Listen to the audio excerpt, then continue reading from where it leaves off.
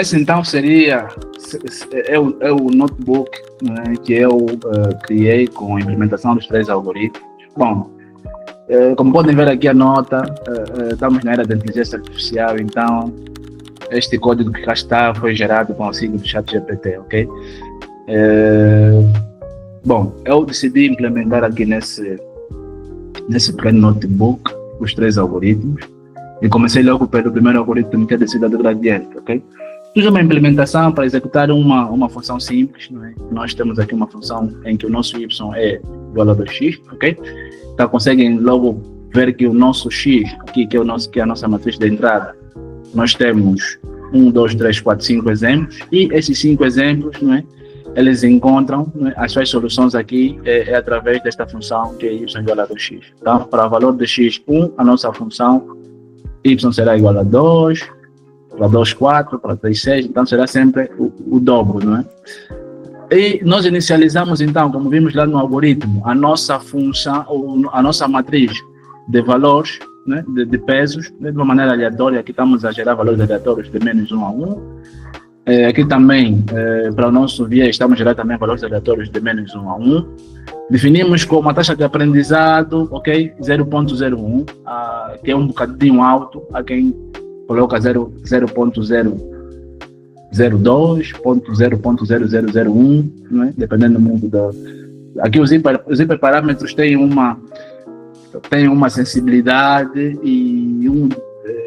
ou seja, uma sensibilidade ao serem definidos, e muitas das vezes não temos uma técnica apropriada para defini-los. Então é mesmo na base da experiência, da intuição, e vamos testando de modo a encontrar a melhor taxa de aprendizado. Aqui o número de epochs, que seria então o número de iterações, eu defini aqui como 1000, podia ser mais, podia ser menos, por aí fora. Então nós aqui começamos com os gradientes nulos, não é? E definimos aqui então o nosso número de exemplos, que é o tamanho do nosso, não é? Que é o tamanho do nosso x, que é o conjunto de elementos que nós temos, de exemplos, ok? Depois, o que é que nós fazemos então para calcular o gradiente de todos os pontos, não é? Nós começamos então aqui, dizemos que o nosso xg vai ser o primeiro elemento, não é? Se o nosso i for 1, temos o primeiro elemento então dos nossos vetores, ok? Nosso x1, nosso xi e nosso yi.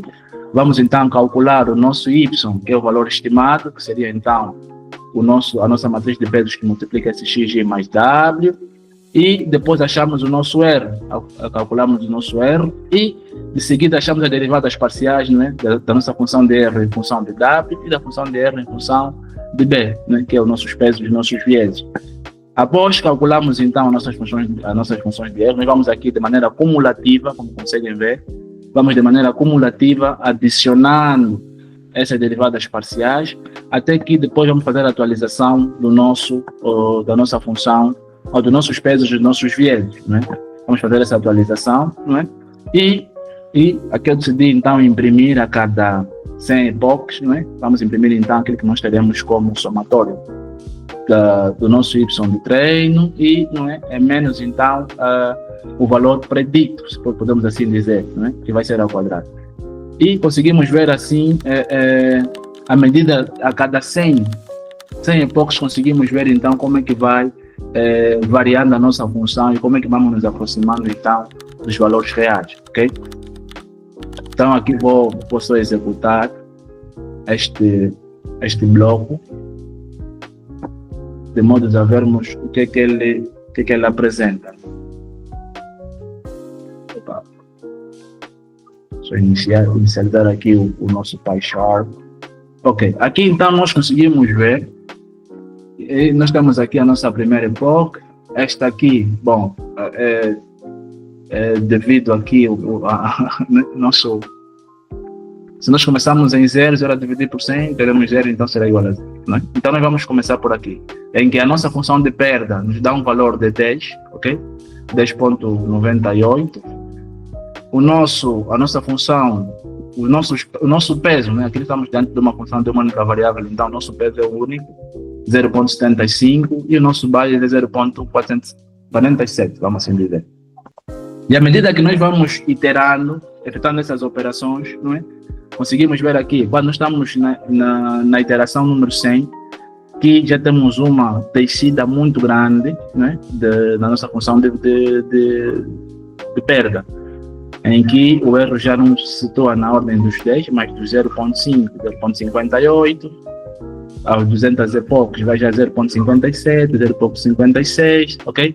Então, aqui no 0.56 nós conseguimos ver que, não é, a variação já começa a ser mínima, não é? Já não há uma variação significativa, a variação começa a ser mínima, ok? E os nossos pesos também vão se ajustando, à medida que o número de epoques vai aumentando. Aqui conseguimos ver que os pesos também, quando chegam, não é, 1.78, 1.79, as variações também já não são significativas, são variações mínimas.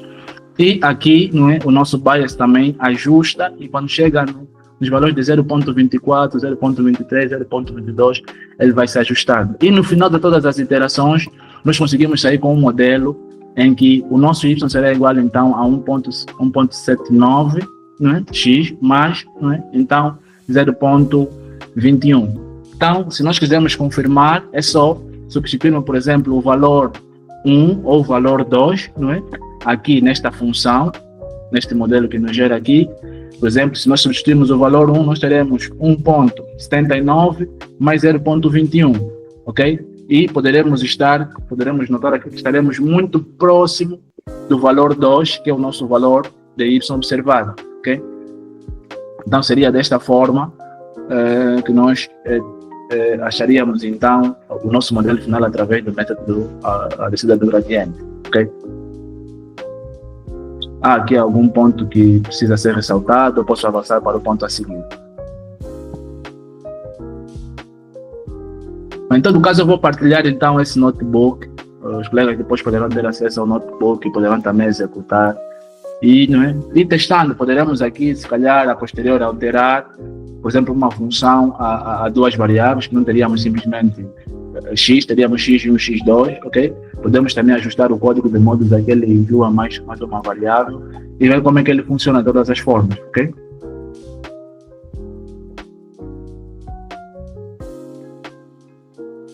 Bom, em seguida, então, nós temos a descida do gradiente estocástico, não é? Que também é parecido à descida do gradiente normal, em que nós aqui simplesmente, como eu disse, não é? Nós fazemos o cálculo de tudo isto que está aqui, não é? Para um único exemplo, não é? Que é o nosso xi, yi, ok? Então, nós calculamos, por exemplo, o i chapéu, que é o nosso i estimado, não é? Para o nosso xi. Depois, calculamos o erro, então, também para o nosso valor estimado i, não é? Para o primeiro exemplo. E aqui, em vez de as derivadas parciais serem cumulativas, como aqui em cima, ok? Em que nós vamos adicionando de todos os exemplos, aqui não precisamos fazer isso, porque nós estamos a calcular para cada elemento. Logo, não precisamos adicionar, ok? E também não fazemos a divisão, não é? Por m, como eu disse, pelo facto de nós estamos aqui aqui diante de um único exemplo, não precisamos achar então a média. Embora aqui nós tenhamos feito com a média, porque temos vários, aqui vamos simplesmente, não é, fazer para um único exemplo, não precisamos de colocar ele aqui para acharmos a média. E vamos fazendo a atualização dos nossos pesos e dos nossos bias, não é? Para este elemento em particular, ok?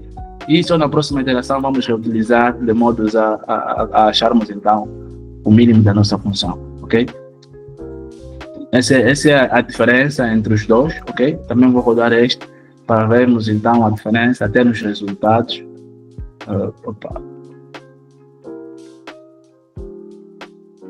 Ok? Então nós aqui também conseguimos ver, né, para a mesma função, só estamos a utilizar algoritmos diferentes, com ligeiras variações. E conseguimos ver também, não é, que esta aqui, que é o algoritmo da descida do gradiente estocástico, ele já chega num ponto em que a nossa função de perda já não varia, ok? Conseguem ver aqui. A partir daqui, das 500 iterações, nós conseguimos ver que já não há variação, não é? aqui na função de perda, nos pesos também já não há grandes variações a partir dos 600, das 600 interações, depois que o valor, a mudança não é significativa. A mesma coisa acontece também aqui nos bias, não é?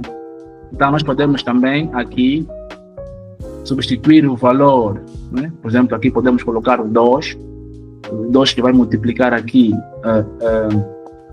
este valor 1.90, né?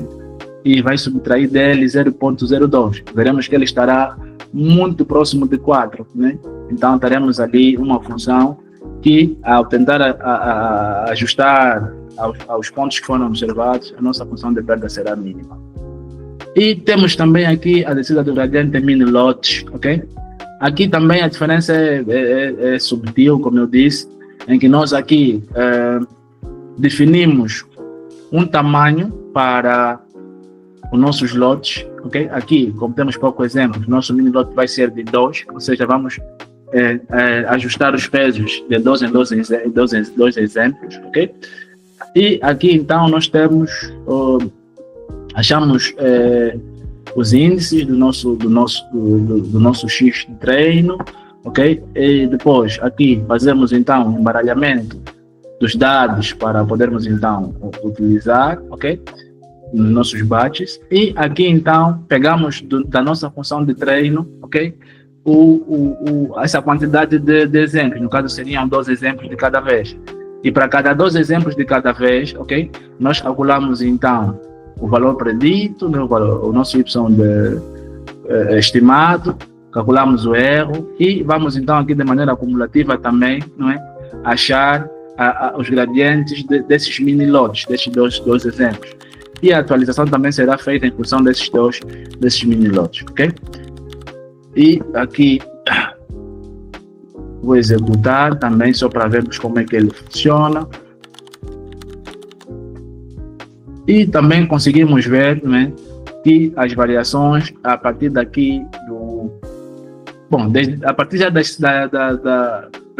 centésima iteração, conseguimos ver que também já não há grandes variações aqui na função de perda, né? E aqui ao nível dos nossos pesos também, né, já não temos grandes variações e consequentemente não temos grandes variações dos nossos vieses. E por fim, a nossa função também é esta, que aproxima muito bem a nossa função inicial, que seria então y igual a 2x, e aqui a nossa função é um y igual a 1.8x mais 0.19. Então podemos também substituir um valor inicial para ver se conseguimos então estar muito mais perto da nossa função original, né, que gera então os nossos y.